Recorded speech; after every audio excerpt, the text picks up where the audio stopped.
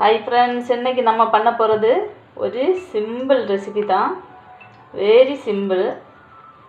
இன்றைக்கி பண்ண போகிறது ஒரு பொரியல் தான். Beans capsicum.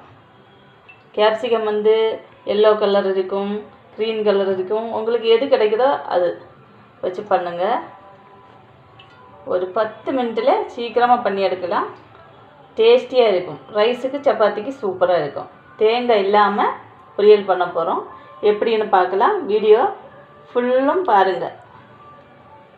இப்போ பீன்ஸு க்ளீன் பண்ணி வச்சுருக்கேன், கேப்சிகம் க்ளீன் பண்ணி வச்சுருக்கேன், வாஷ் பண்ணி நீட்டாக வச்சுருக்கேன். இப்போ தான் நைஸாக குட்டி குட்டியாக இதை ரெண்டையும் கட் பண்ணிக்கிடலாம்.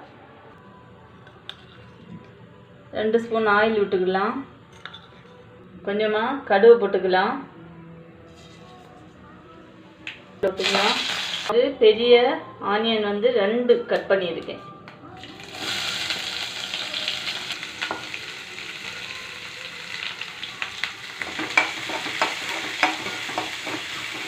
ஆனியன் ரொம்ப ஃப்ரை ஆகக்கூடாது. ஜஸ்ட்டு போட்டுட்டு ஒரு கிளறி இடுங்க. ஏன்னா இந்த பீன்ஸ் வேகிறதுக்குள்ளாடி நம்ம தண்ணி ஊற்ற மாட்டோம். இது தீஞ்சு போயிடும் ஆனியன். அதனால் இப்போவே பீன்ஸை போட்டுக்கலாம்.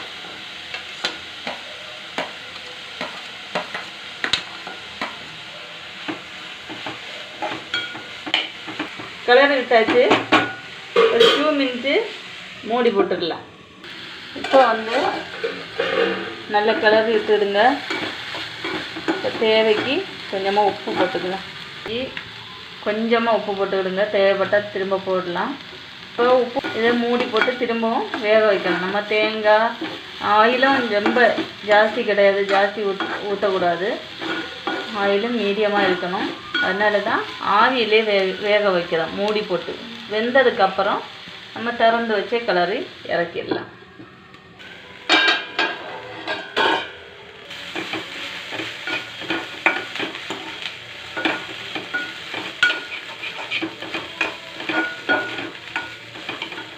இப்போ கொஞ்சமாக காயப்பொடி போடலாம்.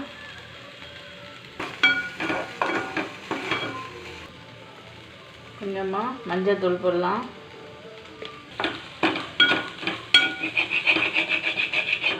நல்லா வெந்துருச்சு. இது கேப்சிகம். டேஸ்ட்டும் நல்லா இருக்கும், ஹெல்த்தியும் கூட.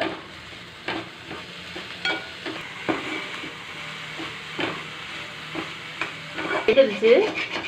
இங்கே நம்ம